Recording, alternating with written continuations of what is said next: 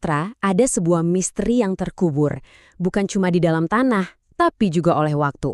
Coba deh bayangin setiap gundukan tanah yang kita lihat bisa jadi sebenarnya adalah candi kuno yang hilang.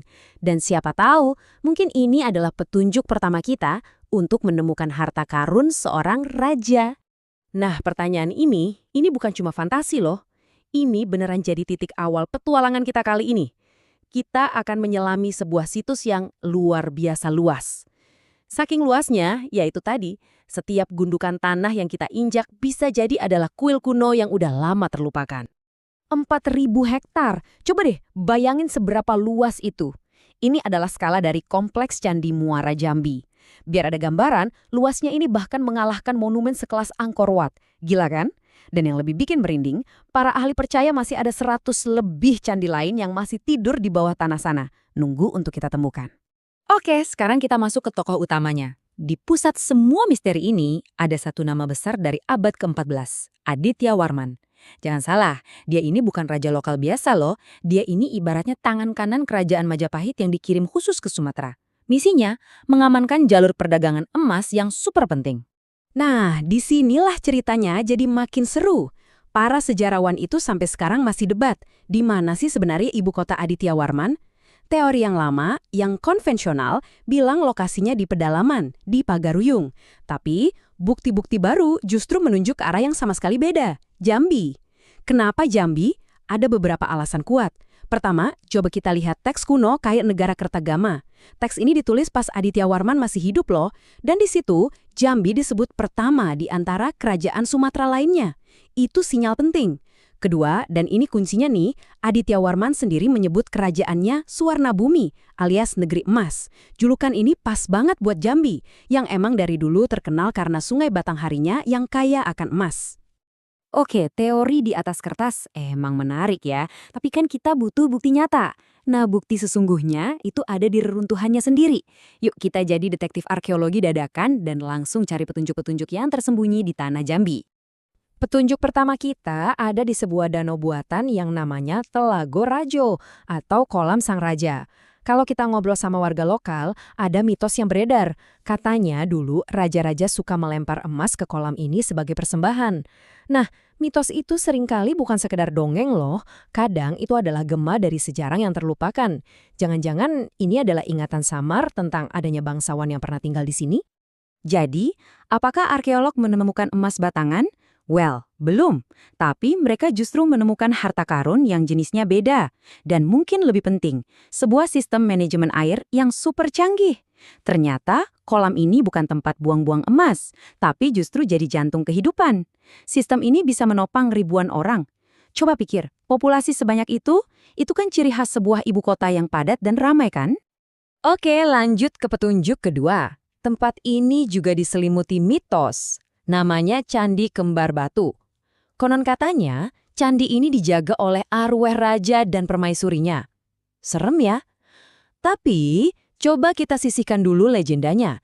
Karena di balik itu semua, ada bukti fisik yang, wah, ini susah banget buat dibantah. Jadi, pada tahun 1980, di dalam dinding candi ini, para arkeolog menemukan sesuatu. Sesuatu yang benar-benar mengubah cara kita memandang tempat ini.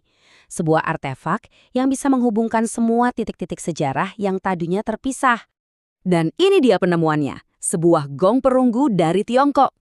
Kerennya, di gong ini ada tulisan yang jelas banget tertanggal tahun 1321, yang bilang kalau gong ini dipersembahkan untuk penguasa di Jambi. Wow, ini bukti yang sangat konkret. Ibaratnya kayak tanda terima dari sejarah yang memastikan bahwa ada seorang penguasa penting di lokasi ini dan waktunya pun pas banget dengan era Aditya Warman. Oke, sampai sini bukti-buktinya kayaknya kuat banget ya mengarah ke sebuah ibu kota kerajaan. Tapi, disinilah investigasi kita dapat plot twist yang nggak terduga. Gimana kalau tujuan utama Muara Jambi itu ternyata bukan soal politik, tapi soal ilmu pengetahuan? Gimana kalau tempat ini ternyata adalah salah satu universitas kuno terbesar di dunia? Belum lama ini, arkeolog nemuin sebuah struktur yang unik banget. Ini bukan candi, ini semacam alun-alun atau arena terbuka yang luas. Coba deh bayangin, ratusan tahun lalu di tempat ini para biksu yang juga cendekiawan berkumpul. Mereka ngapain? Mereka berdebat sengit tentang logika, filsafat, dan hal-hal rumit lainnya. Nah, aktivitas kayak gini, ini tuh ciri khas dari pusat pendidikan Buddha tingkat tinggi. Penemuan arena debat ini tuh kayak kepingan puzzle terakhir. Kenapa? Karena sekarang, coba deh kita lihat, arkeolog itu udah menemukan semua komponen yang dibutuhkan sebuah universitas Buddha yang lengkap di Muara Jambi. Ada wihara buat tempat tinggal para biksu, ada candi buat tempat ibadah, sampai infrastruktur canggih kayak kanal dan kolam. Jadi jelas banget, Muara Jambi ini bukan sekedar kumpulan candi. Ini adalah sebuah kampus kuno yang berfungsi penuh. Jadi, sekarang kita punya dua teori yang sama-sama kuat. Di satu sisi, ini ibu kota seorang raja. Di sisi lain, ini adalah universitas para biksu. Jadi, yang mana yang benar? Nah, sekarang saatnya kita gabungkan semua petunjuk ini untuk mengungkap identitas sejati Muara Jambi. Universitas atau ibu kota? Gimana kalau jawabannya keduanya? Ini skenario yang paling masuk akal sih. Jadi ceritanya gini. Muara Jambi itu awalnya adalah pusat pendidikan Buddha yang super besar dan maju. Lalu, pas kekuasaan Sriwijaya mulai redup, datanglah seorang penguasa baru. Kemungkinan besar ya Aditya Warman itu tadi. Dan dia melihat pusat peradaban yang udah jadi ini, lalu diambil alih dan menjadikannya pusat kekuasaannya. Ini bukan hal aneh loh. Pola kayak gini pernah juga terjadi di situs Ratu Boko di Jawa. Nah, ini membawa kita balik lagi ke pertanyaan awal kita soal harta karun. Dari tadi kita ngomongin emas, ngomongin kekuasaan, tapi sekarang kayaknya kita perlu bertanya lagi deh. Apa sih harta karun yang sebenarnya di sini? Apakah cuma kepingan emas yang dicari-cari penjara? Atau ada sesuatu yang jauh lebih berharga dan abadi? Dan pada akhirnya kita jadi sadar, harta karun yang kita cari dari awal itu ternyata bukan emas yang berkilauan. Harta karunnya adalah situs Muara Jambi itu sendiri. Ini adalah sebuah monumen dari peradaban yang canggih, sebuah laboratorium sejarah raksasa, dan warisan pengetahuan yang, nggak ternilai harganya. Inilah harta karun Jambi yang sebenarnya. Kita tutup pembahasan kali ini dengan sebuah pemikiran penting. Warisan seperti Muara Jambi ini kan sekarang ada di tangan kita, generasi sekarang. Ini bukan cuma cerita tentang masa lalu, tapi juga cermin buat masa depan kita.